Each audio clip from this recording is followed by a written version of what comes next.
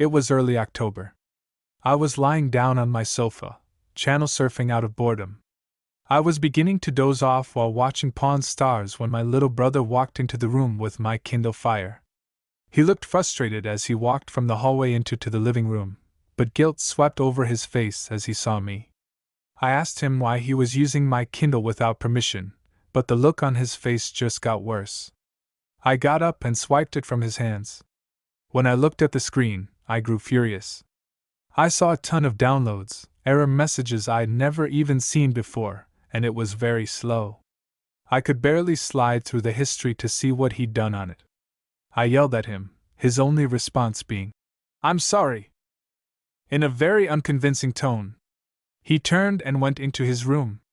I sat down on the couch and I continued to try to remove the downloads and history, but error's message kept coming up saying, "corrupted file," or "invalid item." My guess was that he'd probably been browsing the internet and got a virus without knowing. I went to my computer and checked the internet, looking for some way on how to fix it.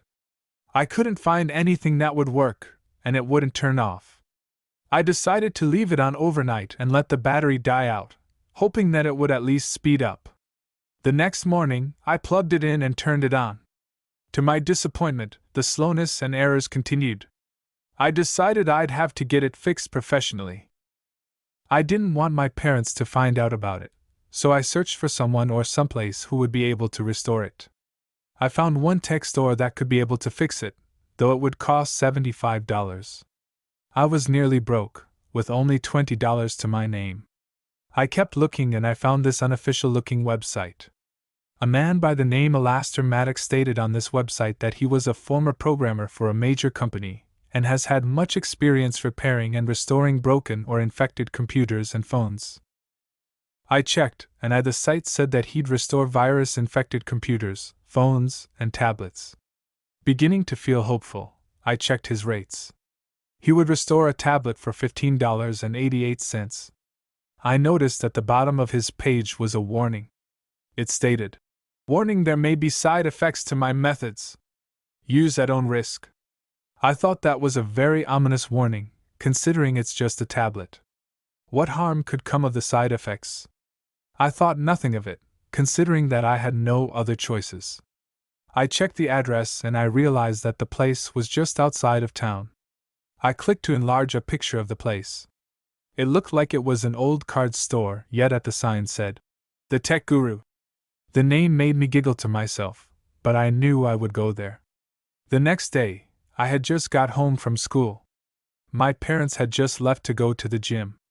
They invited me to go, but I refused, saying I was too tired from the last time I went. They rolled their eyes and left. My brother didn't get home for another 3 hours. When I knew I was alone, I grabbed my tablet, got on my bike, and rode to the address. When I finally reached the place, I gasped. The parking lot was almost barren, aside from 2 cars. I went up to the entrance and leaned my bike against the outside wall. I went inside. To my surprise, it was very clean and neat. The walls were painted a pale yellow, the desk was shiny and clean. But one thing seemed to bug me. It was too nice. It just seemed too innocent. I'm a very paranoid person, so I thought I'd see something suspicious, but nothing. I went up to the front desk and rang a service bell. Nothing. I rang it again, and there was still no reply. I was about to say something to see if I'd get a response, but suddenly, a very tall man in tattered cloths rose up from behind the desk. Was he asleep there? He smiled grimly. He was very creepy, with a pale face, scruff along his chin, and an unsettling bloodstain on his tattered white shirt. I froze with fear, unable to move. He then spoke in a voice as smooth as silk, welcoming me and asking what he may do for me. I was quaking as I pulled out my Kindle. I stuttered, telling him what was wrong with it. He looked at the screen and started to laugh. I was confused, and even more frightened. He spoke to me again, saying he knew how to fix it very quickly and easily. I began to stop quaking. This man acted so innocent, yet still had an ominous and threatening air to him. He said for me to take a seat and wait as he went into his back room. I waited for about 30 minutes. Every few minutes I'd hear the man laughing to himself. He finally came out with my Kindle. I turned it on. And nothing seemed out of the ordinary. All the files my brother had downloaded were gone, the error messages didn't pop up, and it allowed me to turn it on and off again. I thanked him and gave him my money. He nodded with a very pleased, yet somewhat maniacal grin on his face. I rode home, went inside, and locked the door behind me. No one was home yet. I sighed with relief and decided to use my finally fixed Kindle Fire. I touched the power button, unlocked it, and smiled. I was sliding through the apps and I noticed something very peculiar.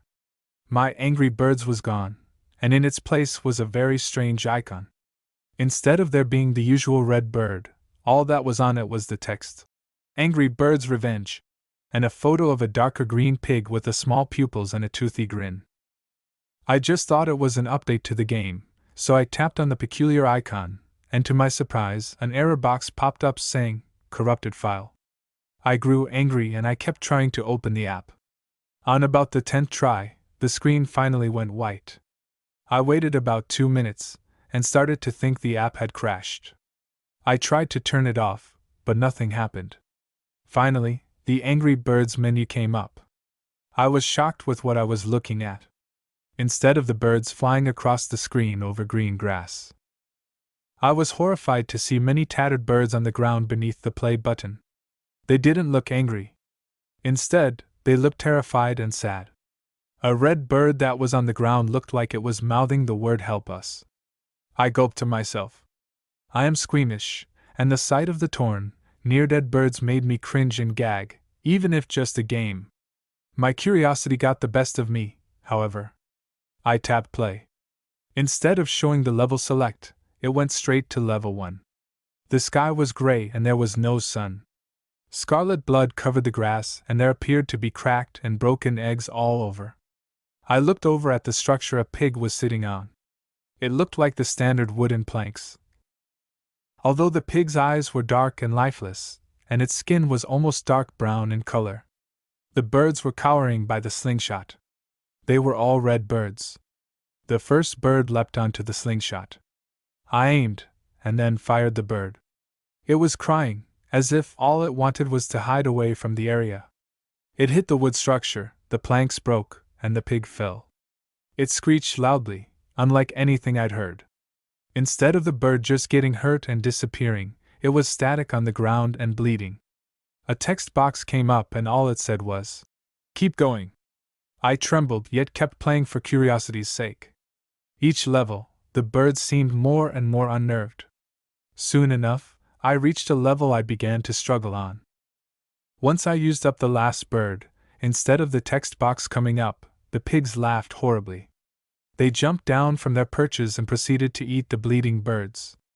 I nearly vomited, seeing the pigs tear into the birds as they bled more. It wouldn't let me retry the level. Instead, I was sent to the next one. I had finally reached the last level. Strangely, it was a boss level. King Pig was controlling a giant mace-like wrecking ball. Blood covered the spiked ball. I was nearly in tears at this point. This time, the birds didn't even attempt to climb on the slingshot. They were screaming, their bloody tattered bodies quaking with fear. The mace lifted up and swung the ball on the ground, crushing all but one of my birds. King Pig lifted the mace once more and moved it over the pitiful bird. One lone tear fell from its face as it got crushed. King Pig then laughed with a terrible, choking voice. I thought it was over, but King Pig turned toward the screen. His beady eyes looked as if they were staring right at me. Suddenly, he spoke in the same, silky smooth voice as the man from the store. "You're next." The screen then went dark as I trembled with fear, in tears. I then hear a knock on my door. I ran screaming from the living room, leaving my Kindle behind. My parents walked in and heard my shrieks. They asked me what was wrong frantically. I was panting and I just told them I thought I saw something through my window. They rolled their eyes at me and told me it was just my imagination. I've been scarred ever since that day.